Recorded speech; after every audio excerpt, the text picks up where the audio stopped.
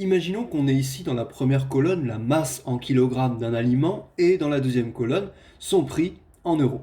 On souhaite maintenant savoir si la masse et le prix sont ou non proportionnels. Une définition de deux grandeurs proportionnelles, c'est qu'on peut passer des mesures de l'une aux mesures de l'autre en multipliant par un même coefficient. Est-ce qu'on peut passer de 0,4 à 0,68, de 1,7 à 2,89, etc. en multipliant toujours par le même coefficient?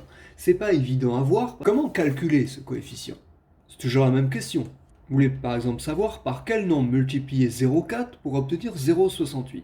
Ce coefficient, c'est 0,68 sur 0,4. Nombre d'arrivées sur nombre de départ. Ça va être l'occasion de revoir comment on fait faire des calculs à un tableur. On commence toujours par écrire égal pour montrer au tableur qu'on va écrire une formule.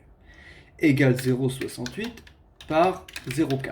Voilà, ça me donne le coefficient 0,4 fois 1,7, ça vaut 0,68. Maintenant, je souhaiterais que le tableur fasse la même chose dans toutes les autres lignes qui sont là. Qu'à chaque fois, il fasse ça divisé par ça divisé par ça, etc. Si je lui demande de refaire ça dans la ligne suivante, il ne va pas comprendre qu'il faut faire 2,89 divisé par 1,7. Donc à la place, je vais écrire une formule qui ne dépend plus des nombres qui sont inscrits dans les cases, mais une formule écrite uniquement avec le nom des cases. Cette case a un nom, c'est la case B2, et celle-là, c'est la case A2. Je vais écrire égal B2 sur A2. J'ai la possibilité, en cliquant sur cette case et en cliquant sur le petit carré en bas à droite, je clique, je laisse appuyer, je relâche. Ici, il a compris de lui-même qu'il fallait faire B3 sur A3, B4 sur A4, etc. Ça, c'est parce que j'ai écrit la formule avec les noms des cases. Le coefficient qui permet de passer de cette colonne à cette colonne est toujours le même, 1,7. Donc on peut affirmer que, pour ces valeurs-là en tout cas, la masse est proportionnelle au prix. Ici, on pourrait faire pareil. Égal B12 sur A12 pour connaître le coefficient multiplicateur qui permet de passer de 4,8 à 13,44. 2,8. Maintenant, je demande au tableur de répéter l'opération jusqu'ici pour voir si le coefficient est toujours le même.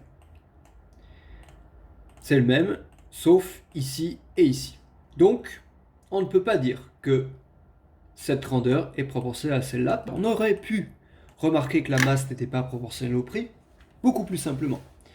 Puisque si la masse était proportionnelle au prix, si on paye 10 kg 28 euros, on paiera 20 kg, qui est le double de 10 kg, deux fois plus cher. Or, 28 fois 2, ça fait 56 et pas 54. Alors maintenant, on va représenter ces deux situations graphiquement. C'est-à-dire qu'on va faire apparaître sur l'axe des abscisses la masse en kilogrammes et sur l'axe des ordonnées le prix en euros. Pour représenter par exemple cette masse et ce prix, je vais placer un point qui va avoir pour abscisse 0,4 et pour ordonnée 0,68. C'est une situation de proportionnalité, on l'a dit. Que remarque-t-on graphiquement?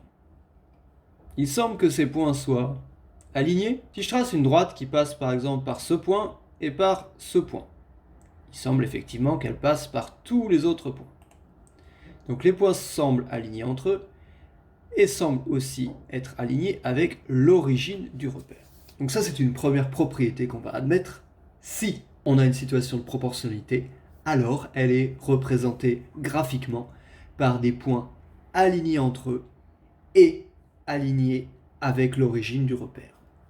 Maintenant, représentons graphiquement cette situation-là.